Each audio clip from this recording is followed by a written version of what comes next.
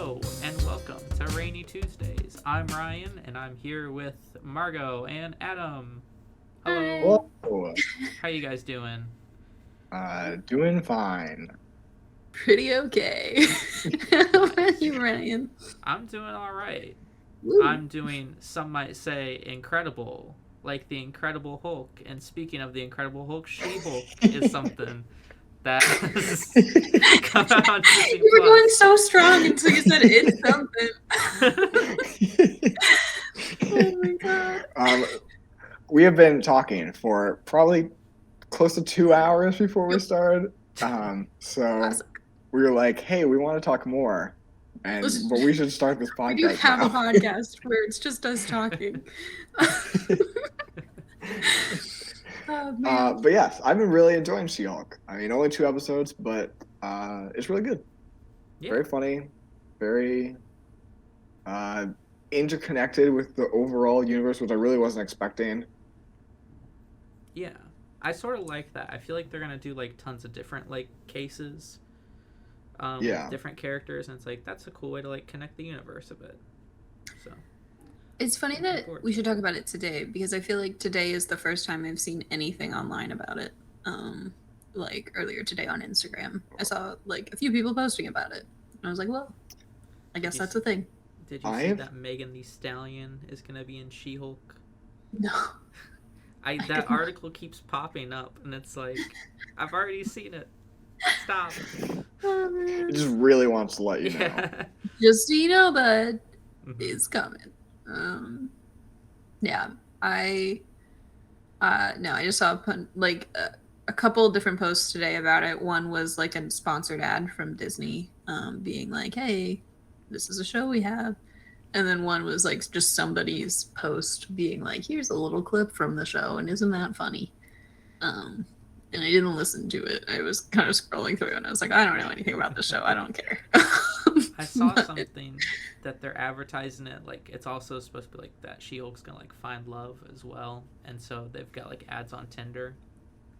That like, interesting. On profiles. That's kind of funny. That is sort of like, oh, that's neat. That's a good tactic. I'll give it to them.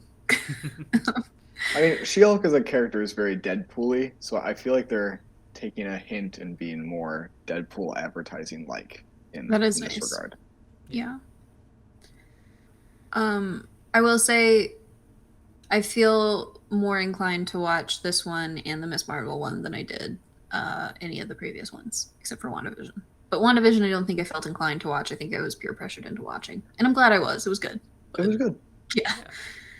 I think it's when you were talking about that you had not seen much about She-Hulk, I think it's interesting about that because I feel like everyone could not stop talking about WandaVision. It was the thing going on at that time. But really no other Marvel show has got that. But I think WandaVision was such a perfect timing to release that when it was COVID.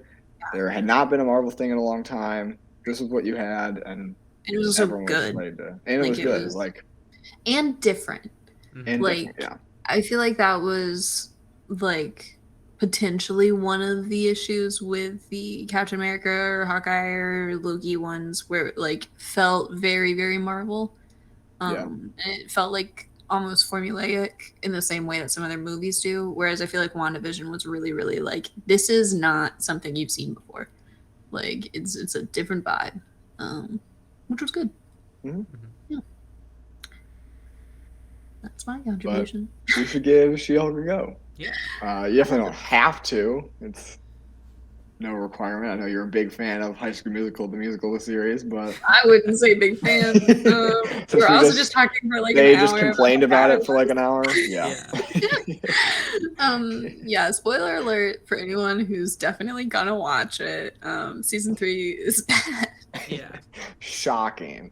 I know everyone is stunned that it's bad, but I think my biggest qualm is the music video thing where they've started doing a thing. They started it in season 2 and I didn't like it then either. It was clear that they were like, wow, Olivia Rodrigo is such a good singer. We're gonna just have like 2 or 3 minute long music videos for her songs in the middle of an episode. And it's not gonna make sense in the context of an episode. It's just gonna be a music video. like pranked you, you're watching a music video. It's MTV. But like, yeah, they have now kept that up in season 3, and it's just bad. Like, it's a show that inherently includes singing, so I'm not upset that there's singing. I'm upset that they're like going into like a weird music video in the middle of an episode instead of just like having someone sing. Like, there's a point where one of the characters in the first episode of season 3 gets out at like an overlook and just is like dancing around his car and singing about how he's finally free from a girlfriend that he dated for like 3 weeks. And then and he's like, wow, I'm so like, the world's open, I'm free. But it's like, it's a music video. It looks like it's like the lighting is a music video. The like shots of him like laying over his car and like jumping off his car and dancing and stuff, all a music video.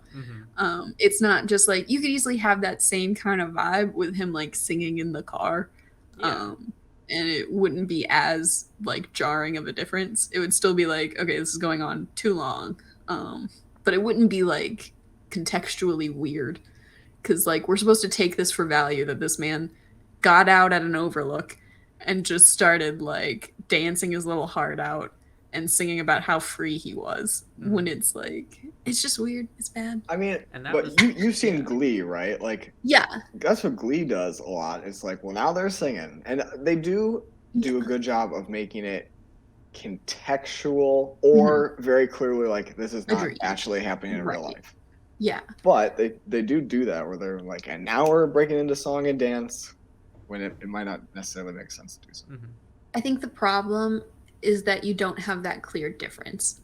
And it like, is it a weird chance? And like, this has every opportunity in the same way that Glee did to like have contextually like okay moments for them to be singing, because it's literally about musical theater kids. Like, it's okay for them to sing. That's what they do. But like in season 2, there was one where Nene was like, I don't want to go back to like this musical school for musically untalented people. Like, I want to go back to my ragtag group of friends at like the public high school that I used to go to. She's on a bus and it's like snowing and the snowflakes like form onto the like windows of the bus, and it's like this very like clearly not happening moment, except we're supposed to take it for like face value that it is happening because of like the context of everything. And it's just like, it's a weird thing. Like, it doesn't do that Glee thing where it's like, and suddenly there's bright Broadway lights and like they've changed into a like inner mindset version of what's going on. It's like, no, this is happening and they're weird. Like, these are weird kids who are like just pretending they're in music videos. Yeah, I don't like it. The things to note about it is like, one, like, it is like very much shot differently than the entire rest of the show. It's like almost like different camera, different resolution, different like lighting and shading and stuff. And 2, that is technically the second time in that episode where someone is singing in their car. Yeah, because they're on a road trip. It's important, but I felt it needed to be mentioned. No, I feel like it is important. It's like, you've done this. We get it. People sing in their cars, but they don't sing like this. Yeah. And like, nobody gets out of their car that often while they're singing. Like, no one's like, this song just hit so hard that I need to get out and dance, which happens in both things. It's that is weird. True, yeah. Yeah, so as far as the things I would recommend, it's High School Musical, the musical, the series, season 1. But not High School Musical, the musical, the series, season 2 or season 3. Yeah, just stop it at 1. If you were really craving watching season 2 and season 3, don't bother. Watch High School Musical instead. Watch the second instead. Watch the third only the instead. Second one, and only Zac Efron's bet on it. Yeah, just on loop for 10 hours. I'm sure it's on YouTube. Where he's running around a golf course and then runs onto a beach, jumps down, picks up some sand, and then throws it. Oh, there's that. But there's also like him looking at his own reflection in the water. That's and it's so clearly CGI him in the water. It's great. Also, for whatever reason, that whole movie saturation is like 1,000. Like, it's so bright. His eyes are so blue. Yeah, it's great. I think the second High School Musical is the best High School Musical. It's pretty good. It's great. Yeah. Anyway, if you're wondering how to make a good series, I'm sure you can figure that out on WikiHow. That's what we're doing. We're killing the transitions this time. Yeah. On point. There's a cool button on WikiHow in their menu that's random, and it just sends you to a random WikiHow. And when you click it, a lot of them are either like flirting or like impressing specifically girls. So like for like people interested in women. Or like there's a lot of recipes.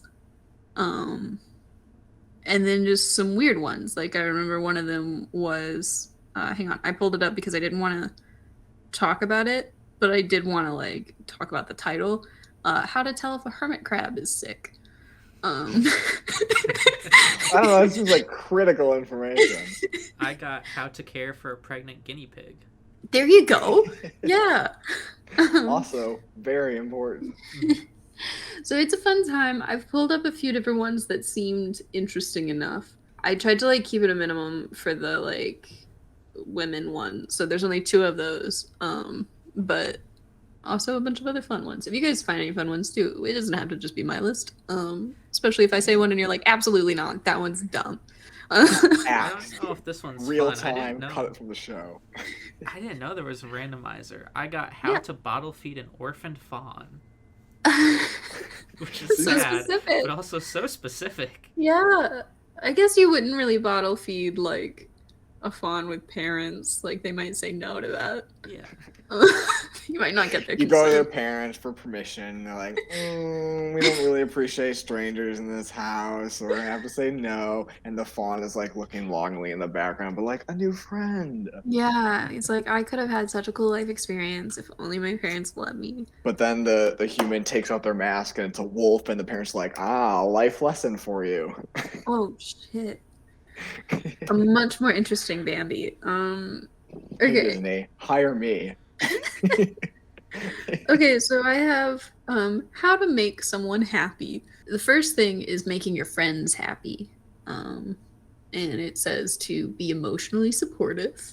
They say like, hey, you should like just be there for them. But they have a bullet point in there that says another way to be emotionally supportive is to let your friends know when they're being self-destructive. Which yeah, sure. Call them out on their BS. Yeah.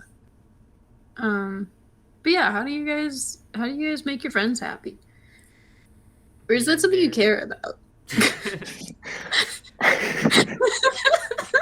We here on Rainy Tuesdays are anti-friend. It is a podcast by friends and for friends. But fuck them.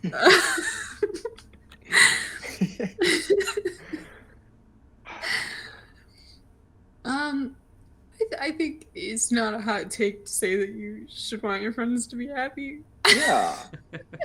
I think WikiHow got this one pretty spot on. Mm-hmm. I don't know if I have any like specific, hey, this might be a good friend advice. Yeah. Other than like, hey, generally be there for this person. Uh-huh. Listen to them. Don't be terrible and bully them. That's a good one. Basics. How are you guys with like if your friend comes to you with like, I'm having like a problem in my life and I like, you know, I'm coming to you for either support or listening or something, like advice maybe, I don't know. Like what's your vibe? How do you handle it? This feels like a question I was asked during my RA interview. Oh, what would you do? Let's roll with it. God, that was the worst part. I don't know. I enjoyed our interview. I liked the interview. I hated the role playing of it. Oh yeah. Oh yeah. Because I had like our boss as one of the interviewers, not like HDs. It was our boss and an HD, and I was like, "Hey." Oh yeah, that's far worse. I only had other students, so it's like she really got into it. My age. Which she should have, because otherwise it would be like weird. If she was like asking all the HDs to like get into it and she herself didn't get into it, it would be really hypocritical. So I'm glad she got into it, but it was very high pressure. Yeah. I was like, okay, let's go. Yeah. But no, how do you handle it when your friend's like, I have a problem, let's talk? Sit them down, hear them out, listen. Yeah, probably. I feel like a lot of the time, if people have some kind of issue, they're not generally looking for a solution unless they ask for it. So yeah, just listening. Which my instinct is always like, well, here's how we can fix this. But like, people don't want the fix that second. Or maybe ever. Right. A lot of times people just want to complain. Yeah. Or have someone hear them out. Right. Complain sounds bad because it's maybe a legitimate thing that's going on. Vent. Yeah. I feel like I'm bad at the advice part, and so I'm happy that people don't always want advice, but like my brain wants to give advice, and I want to be like, okay, let's fix it. We have a problem, let's solve it. And I need to not do that, but I am also like bad at it because I'm like, what's the most practical way to go about this? And sometimes people don't want practicality. They want like comfort over practicality, which is totally valid and fair, and I get it, but it's just not like how I think. Yeah. So anytime I've been asked for advice, I'm like, here's the deal. Here's what you should do. And they're like, but I don't want to. I'm like, I have no idea what to tell you. Well, then you're out of luck. Yeah. I'm not the friend. Yeah. I don't know. I like to think I'm good at the, like, once you tell me, like, hey, I just want to vent, like, just being like, yeah, I'll listen. I feel like I'm good at the, like, oh my God, they didn't kind of moments. Oh, I'm so sorry. That was terrible. Yeah. I definitely feel that, like, advice part. Especially because, like, relationships-wise, that feels like the most common one. Oh, like, for sure. I can't do relationship advice. I've only had one, so you're not going to want it. Be happy with the first person you like fell in love with. Nail it the first try, and I don't know what to tell you. Also, relationships are very touchy, so that's another one where like, I don't think you want advice. Very especially you just want someone to hear that. Yeah, I've had those friends where like I learned in high school you can't shit talk their boyfriend with them because then they're gonna get back with their boyfriend, and then you're gonna have shit talked their boyfriend, and they're gonna know how you feel about him. Like when they're like, oh my God, I'm having such an issue, I want to break up with him, and you're like, yes, you should. He's awful. Dump your boyfriend. And then like they do, and then like 3 weeks later they're back with him.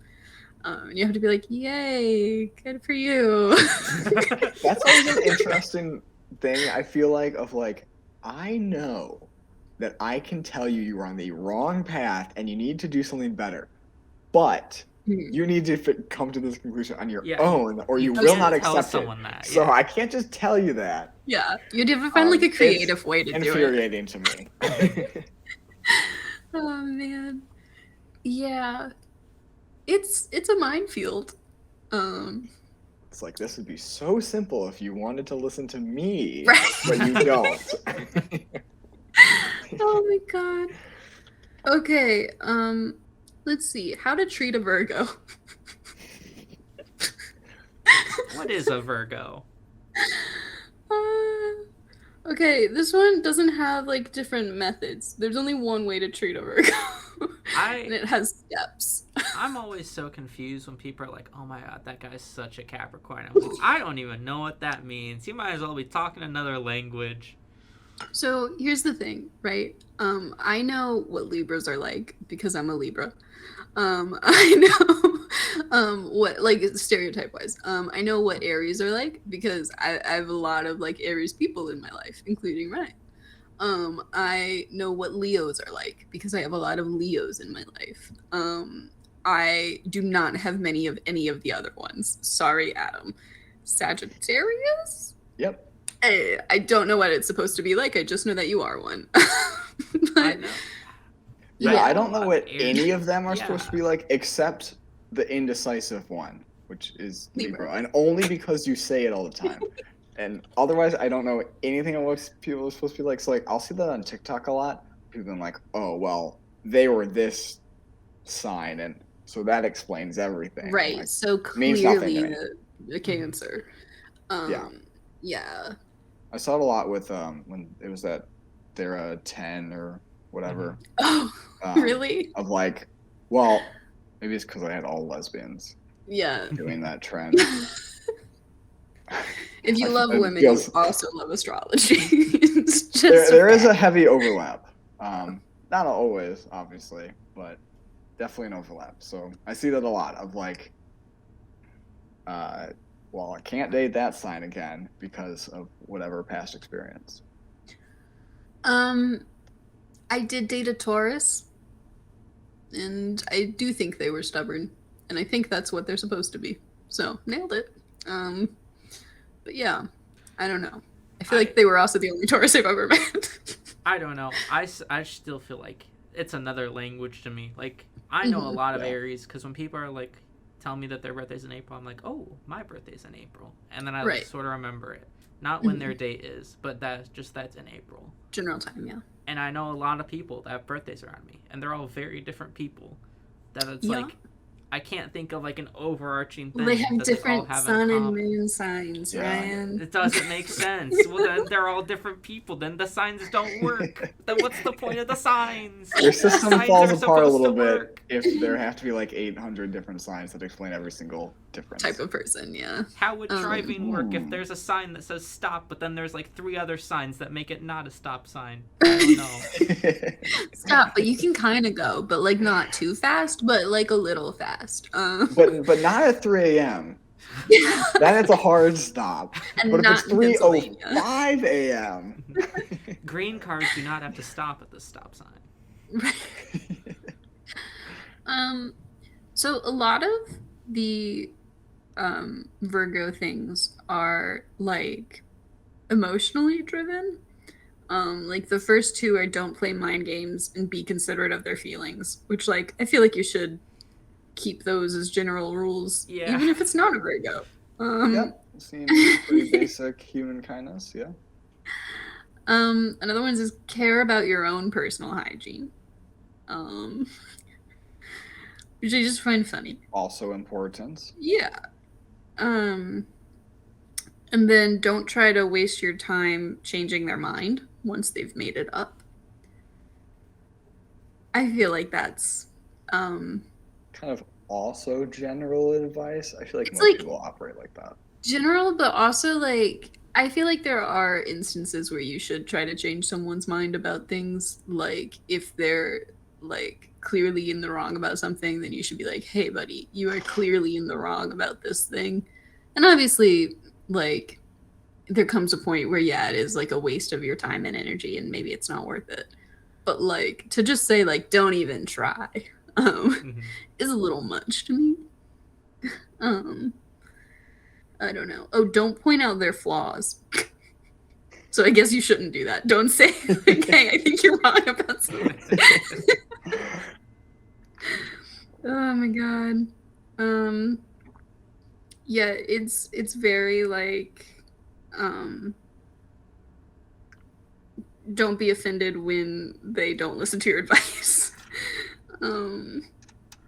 They can be defensive. I guess Virgos are just kind of like maybe Virgos are the stubborn one, maybe not Tauruses. Taurusi. I don't know the plural. Okay.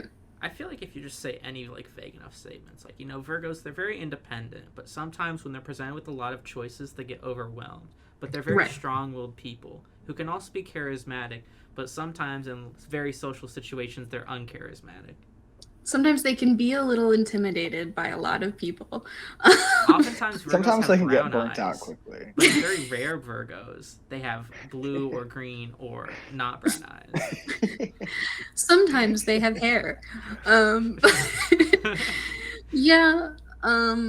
So I got this one for Ryan because this is something that you've been passionate about in the past. Okay.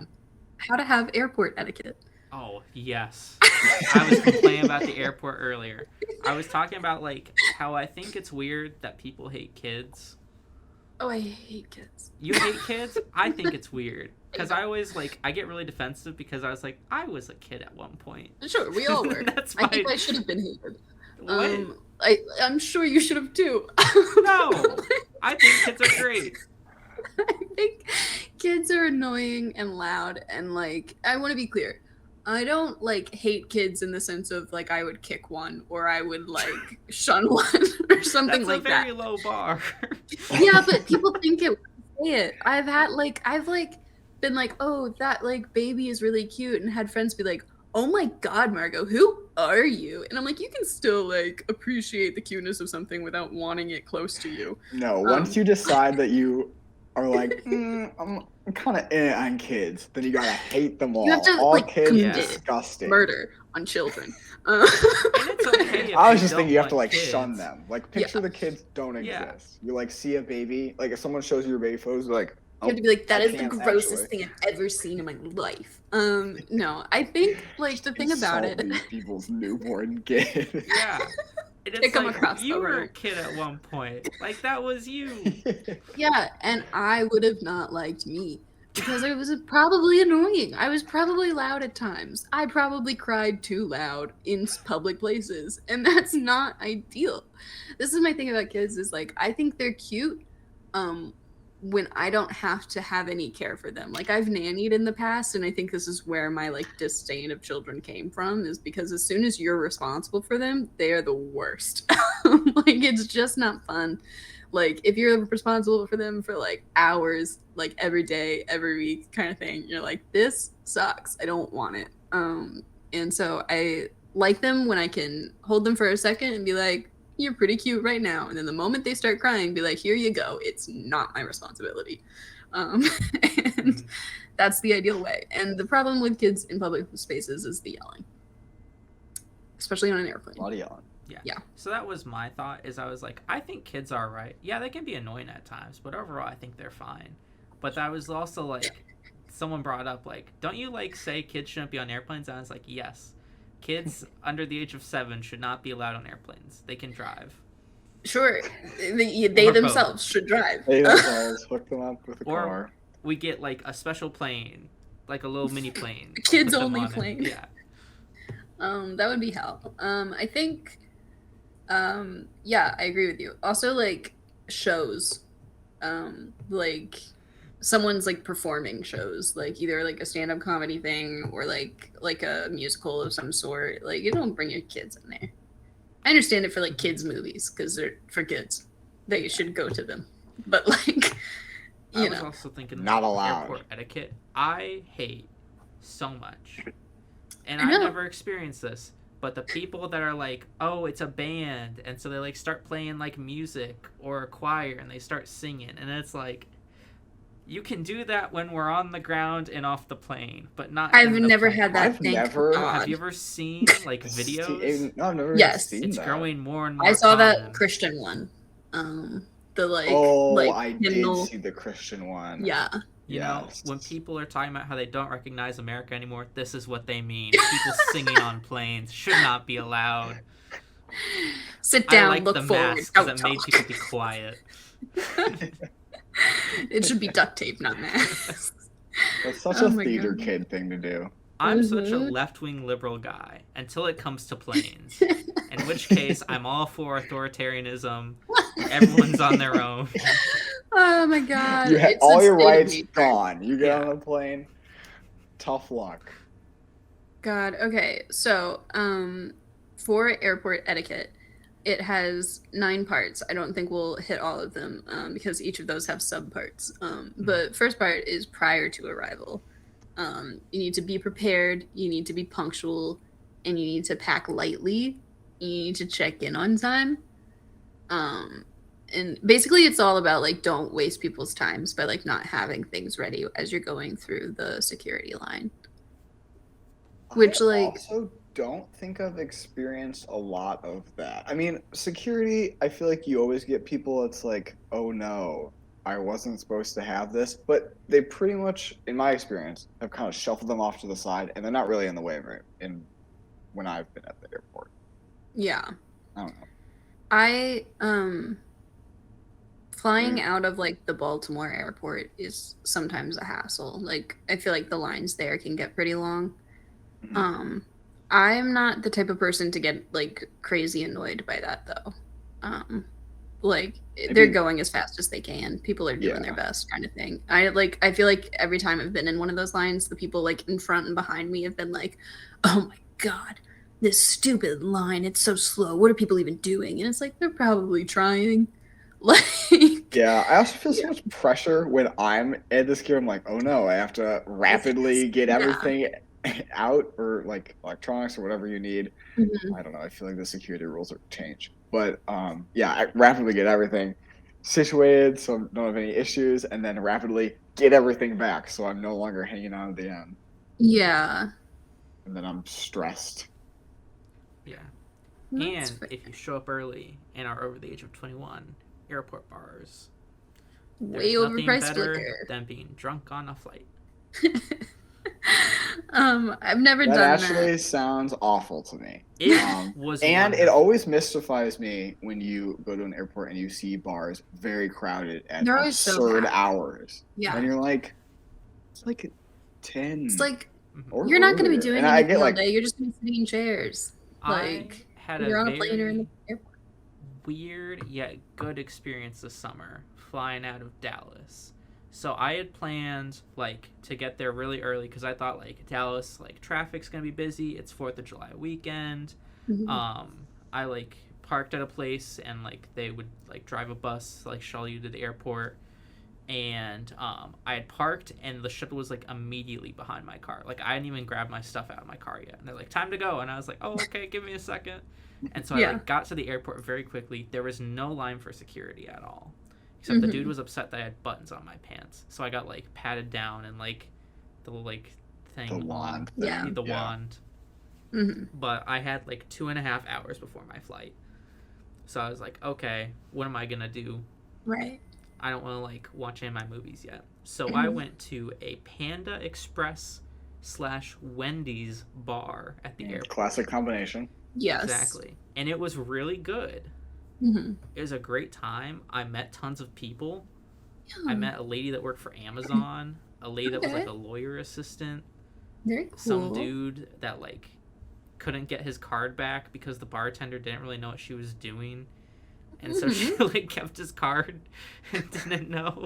It's hers now. Like credit card? Like yeah.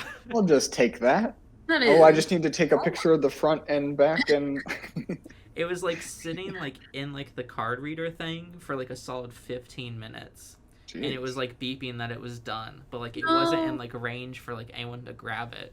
Right. And the like bartender lady like left. Oh god. Some of those credit card machines get really angry at you too, and you're like, take it out, take it out, take it out. I like the ones that do the little song one instead of the angry beeping, like the like kind of thing. Yeah. But yeah, I got pretty drunk, and it was a lovely flight. Well, that's good. I'm afraid to be drunk in public. That's my only contribution. I am like not against drinking in general. I feel like that is like not a level I've gotten to yet. And I blame the pandemic. Okay, so for the gates and terminals. Okay. Number 1 is use headphones if you're listening to something. Yes, 100%. Yeah. There was a dude on my flight that watched some Mark Wahlberg movie at full blast. Very annoying. That sounds awful. That is my number 1 pet peeve in general. Like for college campuses. On college campuses, all the time people are blasting their music. It's like, I do not care. I do not want to hear your music. It's not as good as you think it is, even if it's super popular songs. Just stop. Yeah. Older people, there's a big thing too of they'll see like a news video or something on Facebook and just play the sound for everyone to hear. Yeah, and it's always like multiple times at full volume. Yes. I don't know. Yeah. Yeah. But number 2 is control your child. Put them on a special little plane. Separate planes. A special plane for special boys. They'll make it like colorful. Very, very brief fun fact. Yeah. After the Vietnam War, there was this very bizarre U.S. operation called Operation Baby Lift, where the U.S. military airlifted a bunch of orphans. I'm putting air quotes on orphans because they were not all orphans. The U.S. government stole some kids out of Vietnam as we lost the war to other countries. And the very first flight crashed horrifically. So sad story. But this was a thing that happened of like basically only children on a flight. Like some caregivers, but mostly kids. So what you're saying is it's been done before and can be done again. Yeah, we've and only one crash. Failures with it, but what is failure if not a path to success? Only one crash and some kidnapping. It happens. But have you guys ever seen the movie Unaccompanied Minors? No. It is my favorite Christmas movie. It's basically like about kids who like have to travel at Christmas time unaccompanied, obviously. And there's a huge snowstorm, so they get like stuck in the airport. And hijinks ensue. It's great. It's Christmassy. It's wonderful. I've actually seen this movie. It's so good. It's so fun. I have a vague memory of this. Yeah, definitely. Later this year, you guys should watch it. It's got good vibes. And it's fun. It's like a perfect mix of a Hallmark Christmas movie and an action movie, but also it's kids. Fun, some Home Alone type action. Exactly. Yeah. So yeah, there's that. There's then like boarding the plane. Do you guys pass out and like know when you go? But also, I was looking at like boarding planes and how do you board earlier? And I was flying American Airlines. There are so many tiers for like you've 9. got a credit card, you're a frequent flyer, you're this. It's like platinum, silver platinum, gold, emerald, ruby. Like literally there's like 20 different tiers before boarding group A. Yeah. And they call all of them. I feel like I've like only ever flown American Airlines. And it's fine. I've never had like any huge issues apart from the one time I got stuck in Dallas, but that wasn't their fault. That was the weather thing. All the airlines are indistinguishable for me. Even like the cheap ones, when people are like rag on Spirit. Like I've flown Spirit, I've flown Ryanair, which is like European Spirit equivalent. Like sure, all fine, same experience. Yeah, as I've had on a normal flight. Isn't the thing with Spirit though that you choose your seat? Like you don't have an assigned seat when you get there? Yeah. Or is that a different one? I feel like I had an assigned seat. Okay. I know that there's one of them that you don't have an assigned seat, and that gives me like a little bit of like I feel like that's got to be kind of funky. But that's fine. I've never experienced that. How do you guys... I'm pretty sure part of assigned seating is to attempt to adequately distribute the weight of humans so people are not grouped up in specific areas. Oh, I could be completely wrong about that, but I would imagine weight distribution is the thing on planes. And so not that they know how much people weigh, but they would want to spread out the humans across so they're not clumped up in certain areas. No, that makes sense. Yeah.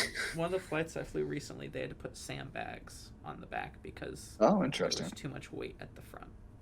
Fair. Yeah. Oh, you sent us the... Yeah. The pre-boarding. The first group. It's like normal people don't board until the 5th group. Yeah, I feel like economy's not until the 9th group. You weren't even wrong. It goes like executive platinum pro, sapphire, gold, ruby. I think I've always been either like 6 or 7. Yeah. because that's like just where typical people tend to hoard. I feel like that is like where I see the biggest things. Okay, I have personal airline opinions when you're like boarding and getting off, and I want to hear you guys' thoughts. When they call your group, I'm not rushing. Like everyone tries to like run into the line to like get there and everything like that. Again, I've always had assigned seats, so maybe that's part of it. But like I'm always happy to go at like the end of the line for my group. Like everything like that. Yeah, it doesn't really matter. Yeah. We're all going to the plane. The plane's not going anywhere. Mm-hmm. I never try to like store something above. Oh, I do. Oh, I do. And I'm short, and they're not, and so I always have to get someone's help. I always just get a backpack, put it under. Mm-hmm. That's like, definitely everything else just goes in my bag. the way Sure. to do it. I've never checked a bag, so I've always had like carry-on and an overhead, because that should hold all of my stuff. And so like my carry-on goes under, and then I have to either find a flight attendant or someone taller than me near me, and I'm like, I'm so sorry, can you help me? I'm like almost in tears, being like, I feel so bad, like distracting you and making you do something for me. And then it happens. That's why you get a carry-on and put it under your seats. Yeah, but I like to have two. And, like, we also fly Southwest a lot, and Southwest allows you to check a bag free. That is nice. I'm so afraid. I feel like everyone I know has like lost a bag. Yeah, or it's like delayed. Yeah. Yeah, that happened to my cousins. Yeah. We went to Disney once when I was younger, and our bags got put on a different plane, but the different plane got delayed, so we didn't have our luggage for like a day and a half. Yeah, it really wasn't that's that something bad, happened to my cousins. But it's still like, huh? How did they like when they put them on like the same plane? Yeah. you think? Yeah, that's fair. Yeah, I only had to check a bag when I flew abroad. Right. But when on the way back, I don't know if I've told the story. On the way back, my friend and I were like, there was a weight limit because it was a cheaper plane, and my bags were over weight limit, but hers weren't. So we were the crazy people of like frantically trying to redistribute the things or throwing out things that we didn't need. Mm-hmm. So a very embarrassing moment. That's fine. We tried to keep it off to the side, and then they weigh all your things, and we're like, well, crap. We're not prepared for this, and there's a lot of stuff that we cannot just toss or won't fit into her bag, which was smaller. Mm-hmm. So I was like stuffing things in my pockets and like putting on sweatshirts and like, all right, we're just gonna do this. Mm-hmm. And then they were going to re-weigh us when we got to the gate, which I thought was absurd. Like you've already gone through the basic ones, but we ended up. It was something to do with like because we waited before, it was fine, and they didn't recheck us. But there was that like second moment of, oh no, we're gonna have to scramble again to redo the trick that we already did. Mm-hmm. That's fair. Yeah, I don't know. I just like, I always shoved it in. I had to like do the thing where it goes below, kind of thing when they like don't have the overhead ones. But that's also fine. I'm not scared. I think it's so interesting because like you sort of have to prepare for the airport. Like we have a scale at our house, so we just weigh the bags on that. Yeah, like, just like a little like that's smart scale. Mm-hmm. Yeah, it was like, the weight limit was. I had flown different airlines, so the weight limit was different. It was lower on the way back than it was on the way there. That's interesting. I think I just have no patience at the airport because like so many people are like getting in the line and they don't have their ticket, and it's like, how'd you expect to get on the plane? How do you not have your ticket? Right. Like, they've got like 2 different things now at like the gate or like the little like terminal to walk onto it or whatever. I don't know what that's called. The bridge, probably. I think so. They've got like a little thing there that's like, if your bag fits in this box, it will fit in the carry-on. Mm-hmm. And so many people try it, and so many people's it does not fit. And they get on the plane, and it does not fit. And then they're like freaking out, and they're like, oh no, what do we do with it? And then they have to be like, fine, we'll put it underneath. Mm-hmm. And it's just so wild. It's like, that thing is 100% not going to fit. How do you think it would fit? I don't know. People are goofy, let me tell you. I always pack light. Just put it all in my backpack, put it in, that's it. Yeah. And you really don't need much. Yeah. Yeah. I feel like that. Oh, my other thing was when you're getting off, how quickly do you guys stand up when the plane thingy stops? When like and stuff? the second row in front of me is leaving, I stand Okay. up. Yeah. I put my bag on my lap and wait. 2nd Mhm. row's there, I'll stand up, go out. I do not like the people that are like rushing to get off. It's like you are slowing everyone down. They've not Yeah. even opened the door yet. What are you doing? It's like the traffic thing. That like same thing when like people are driving and they're just like all trying to like get into one spot when there's like multiple lanes that you could like get into kind of thing, or like you could go when it's your turn to go and then traffic wouldn't happen. And it's like so much of like poor planning too. Like some people like plan a connecting flight like 30 minutes after theirs lands, and it's like that is not a good idea. Give it like 2 hours. I know layovers suck, but like I actually like layovers. give it some time. Yeah, I think they're hang out fun. in the airport. Yeah, I think you A lot can of like stuff in an airport. Yeah, there's a lot of stuff in an airport. There's a lot of like you can just like vibe and not like it feels like you're not in like the real world. I don't know what, but like airports feel like a different it feels dimension. like another dimension for Yeah. sure. So And you get some, like the craziest types of people. There was one of those starter pack memes on Reddit of like people you see at the airport. You really just see every single variation of human. Yeah. For everyone seemingly going to the exact same thing, and you're like, but you'll see people dressed like are going to go a night out of very fancy or very like risque type outfits. Or you get people who are like, I rolled out of bed 2 seconds ago. Yeah. I'm in pajamas, and this is what we're doing. That's my move. I don't understand people who put effort into how they're looking for the airport because you're going to feel gross. Yeah. Airports are icky. Airplanes are icky. You're going to feel disgusting. Why would you try to make yourself like hot to then just immediately feel disgusting? Yeah, I saw an Instagram reel today. It was like some model dude, and he's like, for 1 to 2 hour flights, I wear a suit. For 2 to 4 hour flights, I wear this. For 4 to 6 hour flights, I wear this. And then his like 8 hour plus is he's just wearing like a sweatshirt and like just sweatpants, and it's like that's what you should wear every time. All the time. No one cares. Just get on the plane, sit down, be quiet, wait 2 hours, get off, and we're good. The only thing that is too casual for an airport are flip flops. Don't wear flip flops. That's disgusting. You pig. You also need to be able to run sometimes. So maybe wear something to run. I was gonna say though, the only correct thing to wear to an airport is a full-on medieval suit of armor to trigger every single metal detector in the building. That's true. Yeah.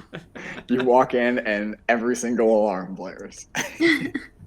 Let's see. Okay, I think maybe one more, and then we'll get into what rained on our parades and such. How to play Tiddlywinks.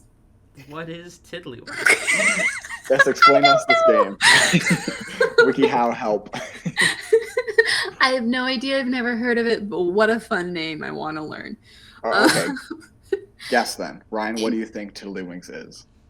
It's a naming game. Do you want me to read a vague description of it and see what you guys think? Yeah. Go. Okay. Sure. In some corners of the world, Tiddlywinks is a serious game that is used to demonstrate strategy.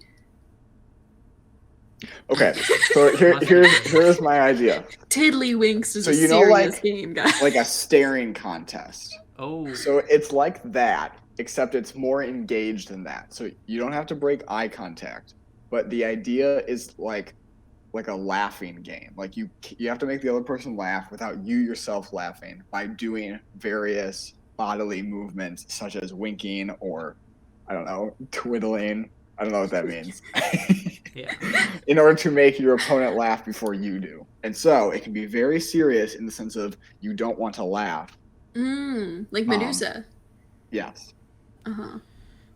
Or it's like that. Have you ever seen that like hand game where it's like you have like one person like this and someone like this and slap? Yeah. That's a fun one. I suck at that game. Yeah, me too. I feel like I'm either god-awful or fantastic. There's never like an average. I feel like I'm always like either on it or just I've been slapped 5 times and I only just now noticed. Yep. Yeah.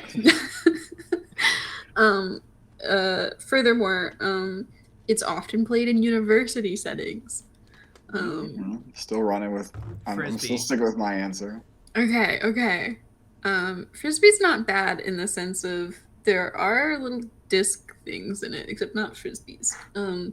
Disc things. Or my new thing is that's what they call beer pong in England because they have weird names for things. That is such a good point. Like that is like instead of just calling it pong, they're like, let's play some tiddlywinks. Fancy a game? Play some cups and bowls. Oh my god. Oh Lord. Okay. So part 1 of 3 is getting the right pieces. You need a pot, you need a squidger, and you need winks. Okay. What is a squidger? You're making it seem more British. Okay, I should say it's apparently popular in the United States. Never heard of it. England and Scotland. No one in the United States would ever, with a straight face, call something a squidger. Grab that squidger for me, will ya? I'm actually like an Appalachian accent.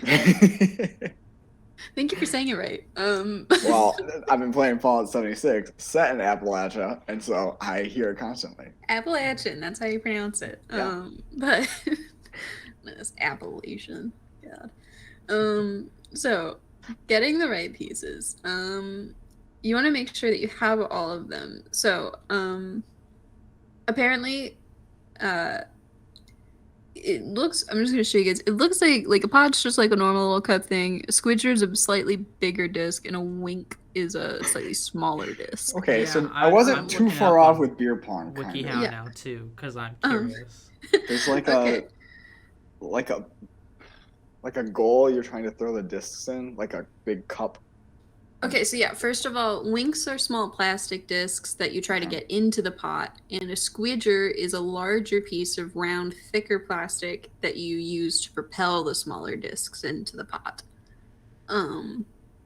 Wait, now I'm uncertain of the mechanism. So you put like the little ones on top of the big one?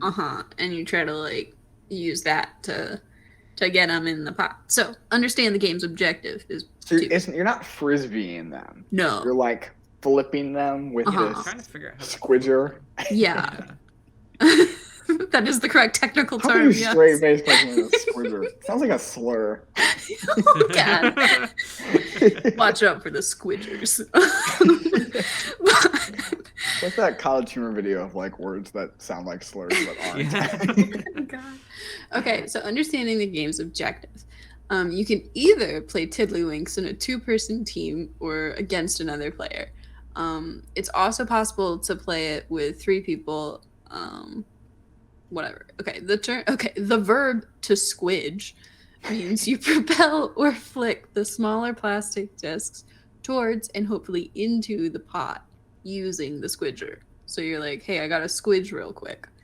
Now I'm imagining like frat bros being like, yeah. Hey man, good squidge, dude. Good squidge.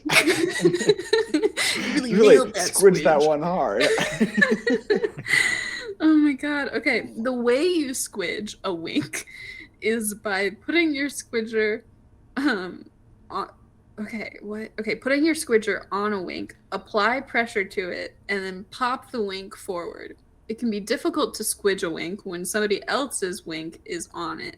The wink below another wink is said to be squapped. You must only touch the top in your color sequence. If all the winks are squapped, the game is over. This game seems like it would go on forever. Okay. But I saw a video on it, and I sort of get it. Okay, tell us more. Oh, yeah. Okay. I think we need a visual. What do I got here? Do you have a squidger and some winks? Not really. That first sentence you said of like, I have use 2 the squidger lids to throw the winks. So you've got like the wink here that's just sitting on the table, and you use the squidger and you apply pressure to it, and you like let it go, and it will like flip up, and you have to get it into a bucket. Okay, I get it. And you get more check out on points the closer YouTube it to is, see that. And whoever gets check out more the wins. Video version. I watched one from Cambridge University, and the first 1 minute and 30 seconds is very unhelpful. Gotcha. But the last 15 seconds shows how it's played. Beautiful. Okay. I think we should do this at some point whenever we ever see each other in person again. Yeah. We better play Tiddlywinks. Definitely. Okay. Yeah, this seems fantastic. Oh my god. Okay. When you start the game after you've picked your partners wisely, you start with a squidge off. After you've tiddlied your wink. This sounds like Quidditch. Squidge off before you squap. Before you, what was it? What was that? Was it squap? squapped? I feel like that was right. Yeah. It does feel very much like Quidditch. Yeah, squapped. Now I'm just thinking like we all thought Quidditch was such a silly little game. Yeah. And J.K. Rowling was like, wow, it's not that funny different words. from Tiddlywink. Nope. I feel like it is a prank. This is not a Mandela effect, but like a conspiracy that this is a completely fake game. Right. Like stuff like this makes me think, yeah, it's not unlikely that this is a simulation. Like, what is it? I feel like it's just like a joke. Like they're like, we've got to make dumb Americans think that Tiddlywinks is a real game.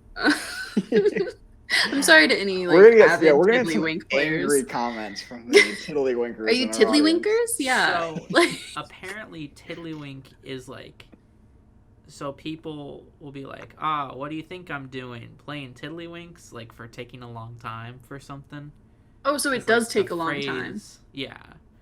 So it's a tedious like used game. more in a phrase, and people don't really know that the game really exists. Well, we gotta bring it back.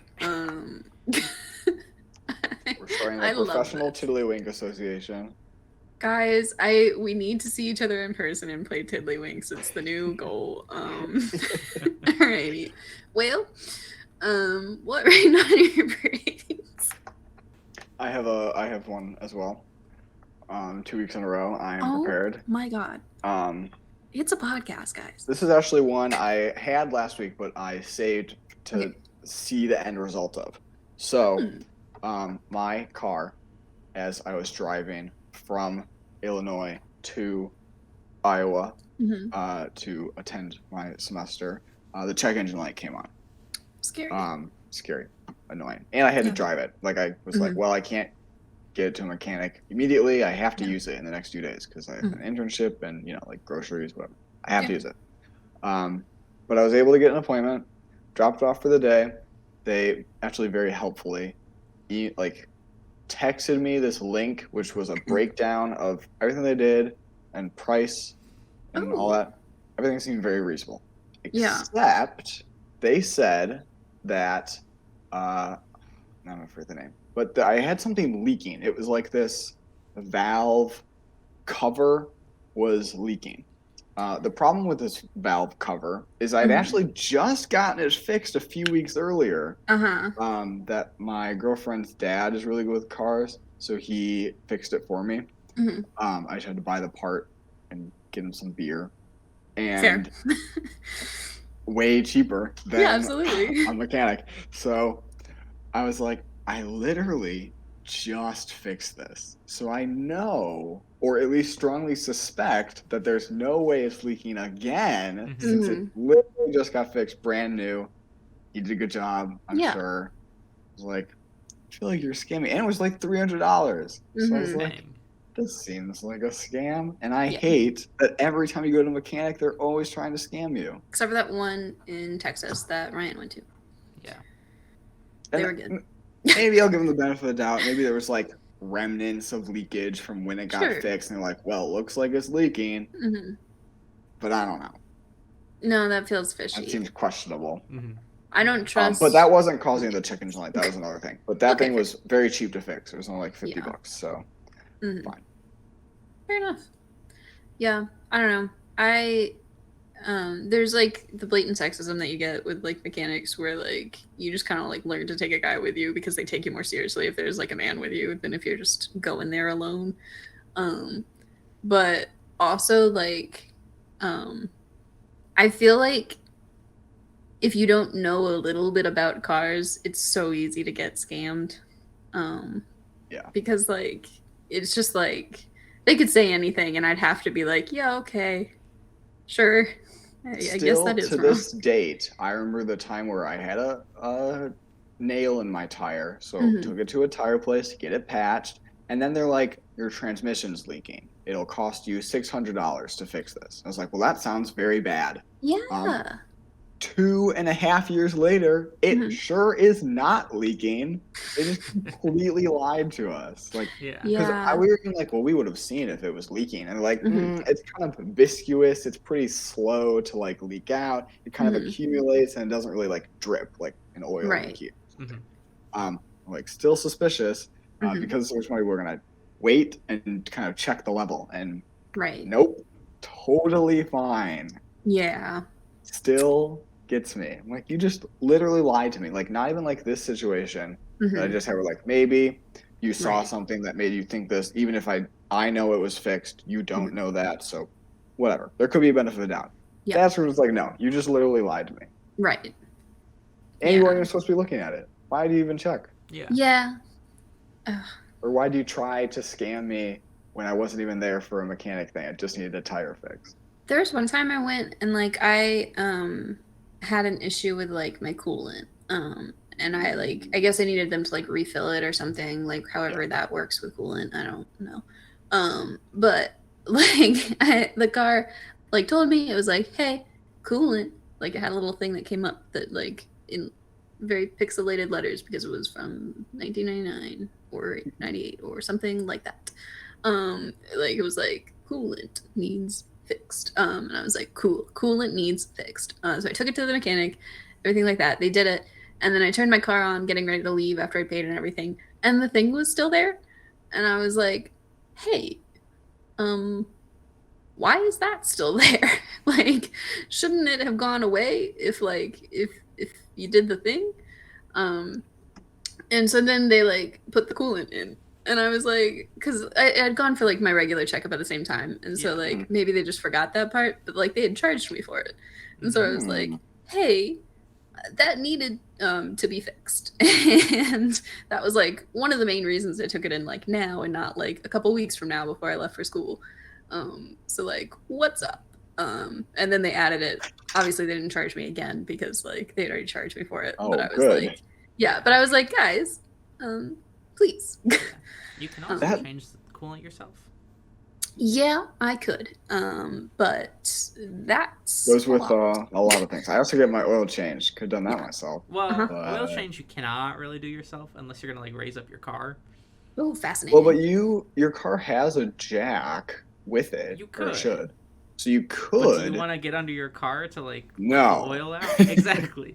I do not want to do that. Theoretically, I could also change my tires. Unscrew the cap, pour in the coolant, rescrew the cap. Yeah, close the hood. You're good.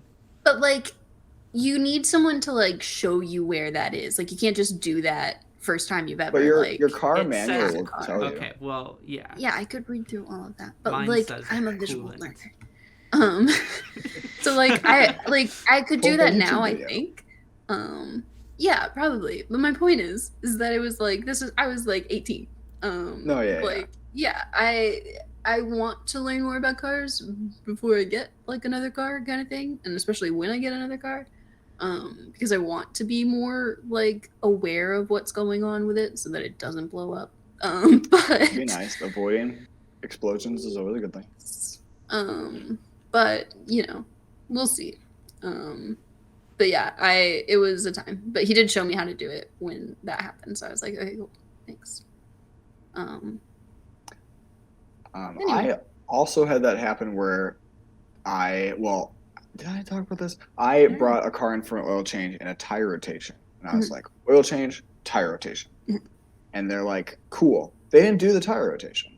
They did not charge me for it. That's good. But it was listed on like they print out your receipt. It was like tire rotation, $0. It was like, so you knew I asked you to do a tire rotation, but then you didn't do the tire rotation. And I know because one of the tires has a different like air cap thing. It was still in the exact same place. So I was like, you didn't switch anything.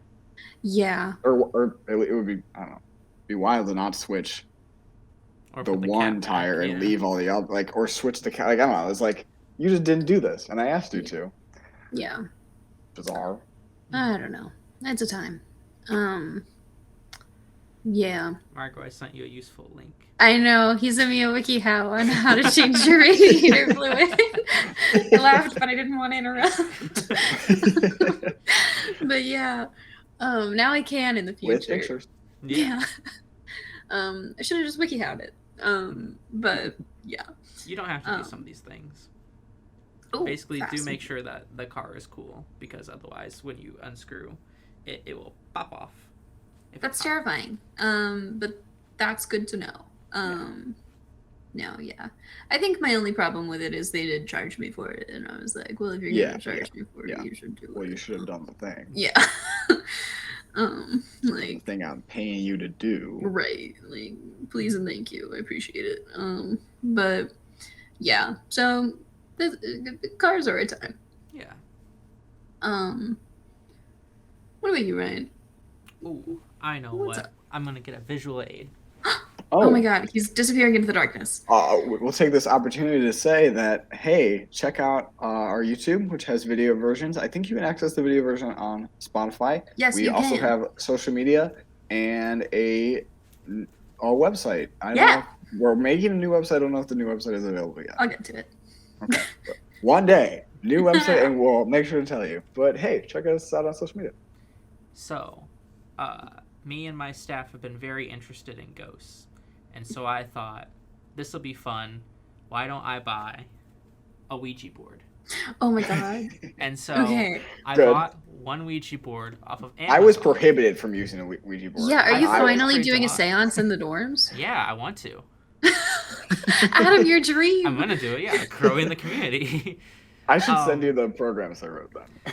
But not only did I get one Ouija board, Amazon a few days later sent me a second Ouija board. Double the ghosts. Wait, maybe you could summon different ghosts and have them talk to each other through the Ouija boards. Yeah, so now I've got two. I don't know what I'm going to do with the second one, and I didn't order one. I checked Amazon. I only got charged for one. I used a gift Jeff card Bezos' for it. little gift to you. He sent me a second. Maybe one of them is haunted, but I don't know which one came second. Oh. So. It's a gamble.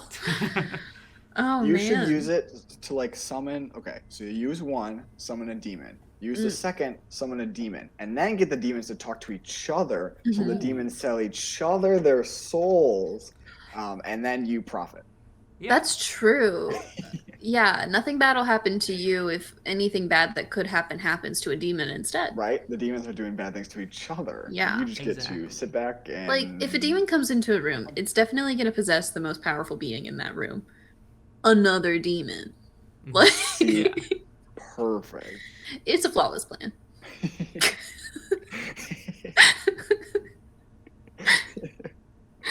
This is amazing. I'm a little salty though. I was actually not allowed to. He was legitimately prohibited. My HD was legitimately, you can't do this. Well, Ryan's a cool HD. Yeah, I'm not doing the basement. True. Actually, and you're the HD now, so who's gonna tell you that you're not allowed? I don't know why. I can't explain it. It was just a strong desire in my heart and soul. You pulled out the first Ouija board, and then you were like, and then I, in my mind, thought you were going to say a Waluigi board. And it was going to be like a Waluigi Ouija board, and it didn't happen, but I wish it did. I wish. But yeah, they sent me two, and not really like a rainy thing, but no, that's absolutely sunny. Yeah. You should pull it out.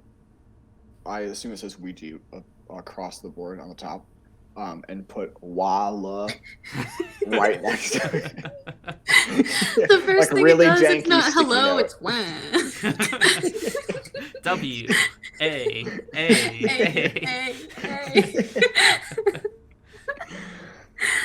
Oh my god.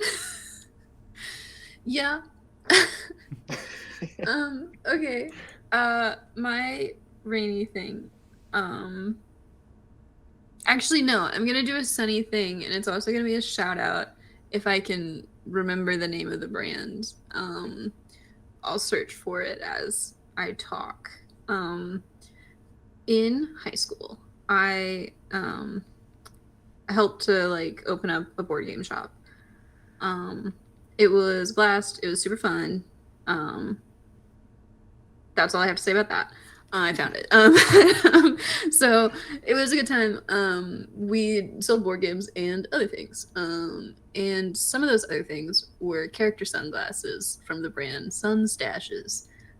Shout out to Sunstashes. You're pretty nifty. And basically what it is it's like, I'll show a picture of Spider-Man ones. It's like sunglasses that have like a little bit of a character mask with them. Kind of fun. Pretty cute. Pretty fun. They have some more intense ones and some more like just vibey ones. Like this kind of there's a whole beard and hair. But they also like I'm pretty sure their Batgirl ones were like just like kind of cool sunglasses. But they also had Waluigi ones. And that's very good. Senior year of high school, two of my friends, one of them dressed up as Wario and one of them dressed as Waluigi, and they wore those sunglasses. And I have a video of them doing the time warp in those outfits, and the little mustaches kept going in and out. Like, it was great. So yeah, it's a Sunny thing, quite literally sun stashes. But yeah. Sponsor us. Yeah, I would wear it nonstop. I would just wear a new pair every episode.